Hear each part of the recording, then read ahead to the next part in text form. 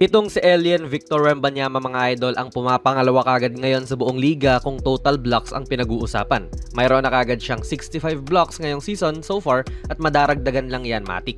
Naungusan pa niya si Anthony Davis na pumapangatlo lang with only 62 blocks total. Mahaba naman din kasi talaga, hindi lang mahaba at agile din po itong big na ito na maaari mo ring ihalin tulad sa isang Anthony Davis. Mas mahaba nga lang talaga si Wemby. And kahapon, pinakitaan talaga ni AD itong si Wemby ng kanyang arsenal at tila hindi takot sa mahahabang galamay nito. Ang susi talaga para makascore laban kay Wembanyama ay maging physical sa kanya. 210 pounds lang daw to. May nagsasabing 230 pounds pero yun nga, yung ganyang bigat pang wing player lang sa NBA talaga. Although oversized wing player naman din talaga si Wemby. Pero yun nga, big man ang katapatan niya ngayon na may bigat na 254 pounds. Hindi lang halata kay AD talaga pero bigat niya si LeBron if not mas mabigat pa nga siya. Kaya kita natin to na talagang kumukuha ng contact kay Wemby at muntik pang ma-foul din. Very instinctive din talaga itong si Wemby mga idol na kapag may ganyang titira sa loob, talagang sasabayan niya for the block. Pero sa sobrang haba nito na almost 10 feet ang standing reach, mukhang hindi naman na niya kailangan pang tumalon sa bawat attempt nung tinatao niya. Yung simpleng pagtaas lang ng kamay para i-contest, baka okay na. Ayan, nalusutan tuloy siya ni AD.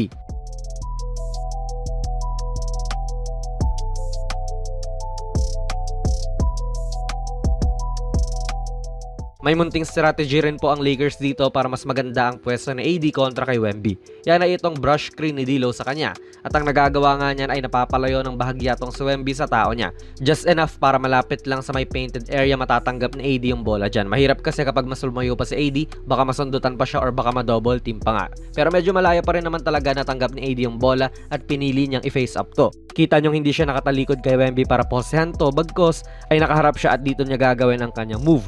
O kaya nagawain din kasi mas kita mo nga kung nasaan ang mga kamay ni Wemby, sabay makikita mo rin kung may help defenders bang lalapit. At lahat din ng mga help defenders ay nanggagaling dito sa kanan ni AD. Kaya rin napagdesisyonan niyang mag-go left. And kita nyo, ayan na naman ang pagiging physical ni Davis. Small bump, sabay dinakdakan. Pinakitaan din talaga ni AD to ng kanyang full arsenal and bibihira ko na lang makita si Davis na ganitong kumikilo sa perimeter. Madalas kasi ngayon mga idol, more on sa loob siya nag-ooperate lalo na sa mga pick and rolls at boss talaga ang mga mid-range shots niya. Pero yun nga, tinesting ni Davis kung makakasabay ba to kung dadalhin niya sa labas at ayun, ang ganda ng pull-up niya. Pero nahuli pa rin talaga ni Wemby yan minsan kasi mahaba talaga. Skill talaga to mga idol na pinapractice for countless of hours. Dahil nga maganda ang hulog din ng jumper ni AD sa mga oras na ito, mas nagiging pamatay siya. Walang dribble pero nagawa niyang lampasan ng kalaban. Isang jab step lang sabay akala titira. Sa kanya inatake. Mukha lang madali mga idol pero napakahirap gawin yan sa kalaban mo. Na veteran move din po ni Wemby tong sa AD rito. Inabangan niya ang tapik ni Wemby at kita mong hindi naman po ini-swing ni AD ang bola. Pinamukha niyang natural ang tira at sumabit na lang talaga sa Wemby. Para naman po kay Wembanyama, ang isang susi talaga sa kanya going forward gawin niyang mas malakas ang kanyang katawan. Pwedeng magpabigat pa siya ng kaunti para lang kapag ganitong mga inaatake talaga ang katawan niya masasasalo niya ang contact at hindi siya yung inuusog. Pero wag naman sobrang bigat mga idol kasi syempre babagal siya kung ganon.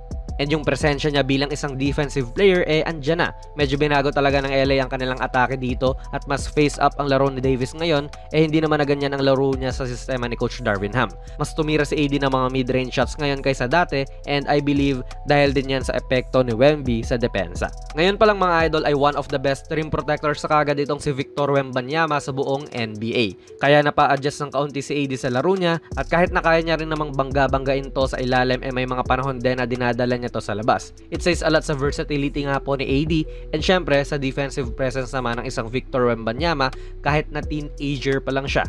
Alien talaga. And Wemby himself ay nagkaroon din ng magandang laro, 30 points, 13 rebounds, 3 steals, and 6 blocks. And si AD naman, 37 points, 10 rebounds, and 4 steals. And syempre, yung panalo. Matutuwa rin ang mga Lakers fans nito kasi kahit nakaupo pa si LeBron this game ay hindi lumubog ang kanilang opensa and dumasa talaga sila kay AD this game para sa mga puntos, lalo na down the stretch. Ano po ang masasabi nyo dito sa harapang AD at Wemby mga idol? Ilagay nyo lang po ang inyong mga komento sa ating comment section sa baba. Kung nagustuhan nyo po ang ating video ay pipindot na lang idol ng like button, mag-subscribe ka na rin sa ating channel at ako nga pala si Jonas PB and as always, hanggang sa muli.